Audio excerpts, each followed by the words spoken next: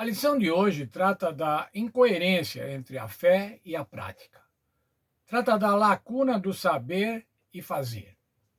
A lacuna do saber e fazer é um conceito que se refere à disparidade entre aquilo que sabemos que devemos fazer e aquilo que realmente fazemos.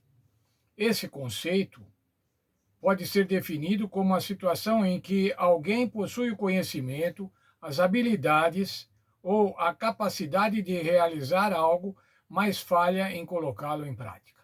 Sabe o que deve fazer, mas não o faz.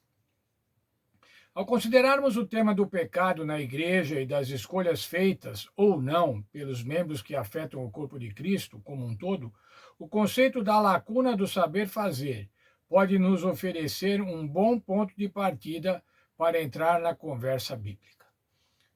A igreja sabe o que deve fazer, mas muitas vezes não faz. Os membros da igreja muitas vezes sabem o que devem fazer, mas também não fazem.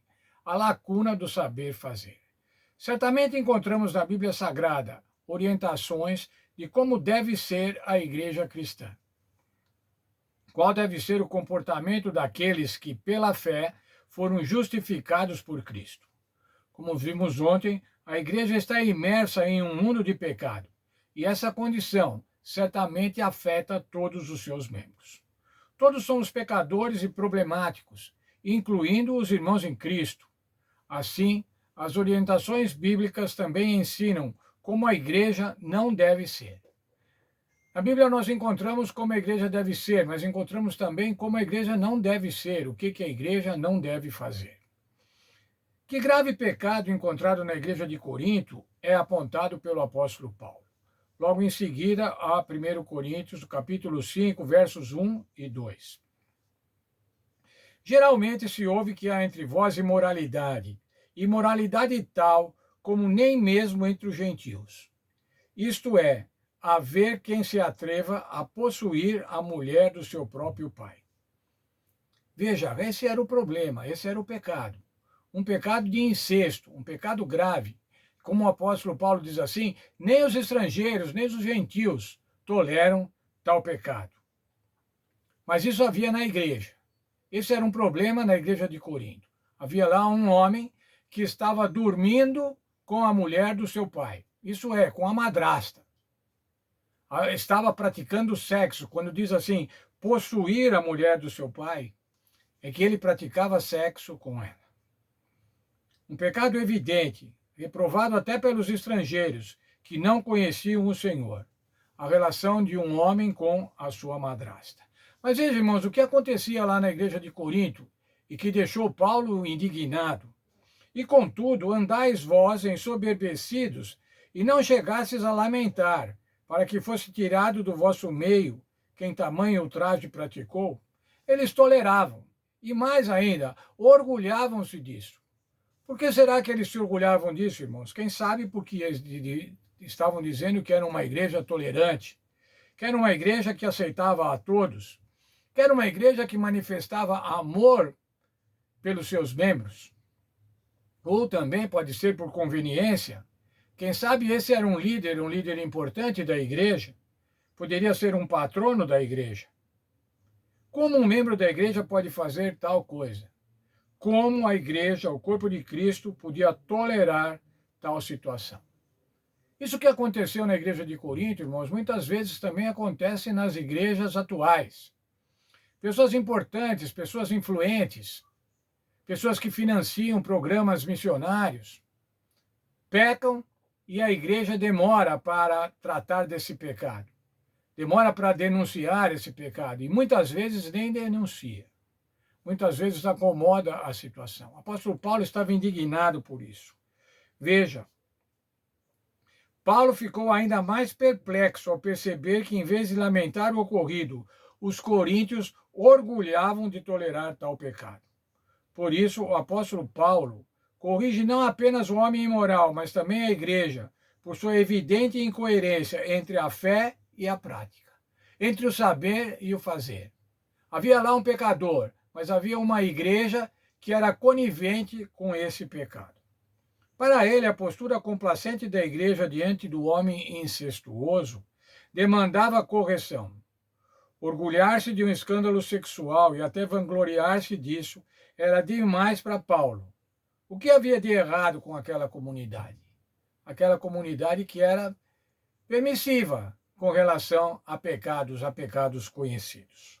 O que levou Coríntios a serem tolerantes com esse grave pecado? Não sabemos porque a igreja de Corinto foi tão tolerante com esse pecado. Talvez porque era praticado por um membro rico, de quem as igrejas se beneficiavam. Ou quem sabe por acreditar que todas as coisas são lícitas. Eles não julgavam o caso como deveriam. Não há como confirmar. Seja como for, tornaram-se cegos diante de uma violação flagrante das Escrituras e ainda se orgulhavam disso. O pensamento grego, irmãos, cria que as práticas, as ações eram independentes do espírito. Portanto, você podia fazer qualquer prática, praticar qualquer coisa, que ela não interferiria no espírito, não podia prejudicá-lo. Quem sabe esse pensamento permeava também a igreja. Ora, todas as coisas são possíveis, não é o que o apóstolo Paulo também falou? Tudo é possível. Se tudo é possível, e se associado com o pensamento grego, o que é de mal não interfere no espírito, a igreja, quem sabe, estava consentindo por conta disso. Os gregos criam que as práticas e ações eram independentes do espírito e, portanto, não podiam prejudicá-lo, não podiam denegri-lo.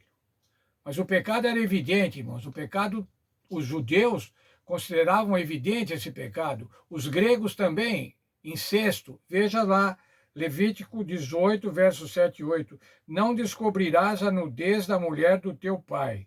Isso quer dizer, não tenha relações sexuais com a mulher do teu pai.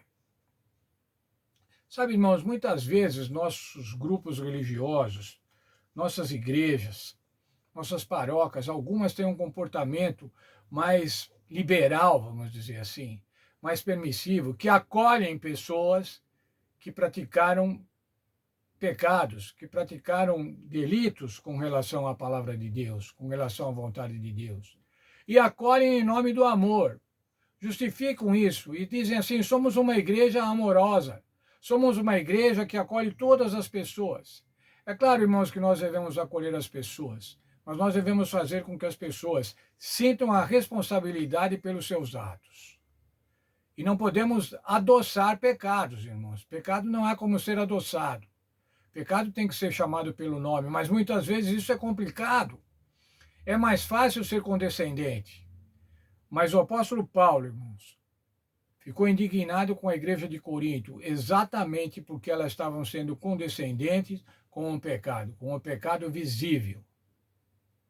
Muitos argumentos: a gente não conhece os pecados das pessoas. Sim, irmãos, não conhecemos mesmo, mas quando eles são conhecidos, eles têm que ser tratados. Eles têm que ser tratados, especialmente para que a pessoa pecadora veja que está em falha, veja que está em falta diante de Deus e se arrependa e dessa maneira seja salvo. Que Deus abençoe cada um de nós e que nós possamos, enquanto membros da igreja, sermos amorosos. É claro, irmãos, devemos ser amorosos, devemos acolher as pessoas, mas devemos ser coerentes com a mensagem e praticarmos essa coerência. Devemos ser coerentes, não coniventes. Deus abençoe a todos nós. Deus abençoe as nossas igrejas, os nossos grupos, para que possamos realmente cuidar da vontade de Deus, cuidar dos membros infratores, procurar restaurá-los, denunciando o pecado e tratando assim a falha de cada um.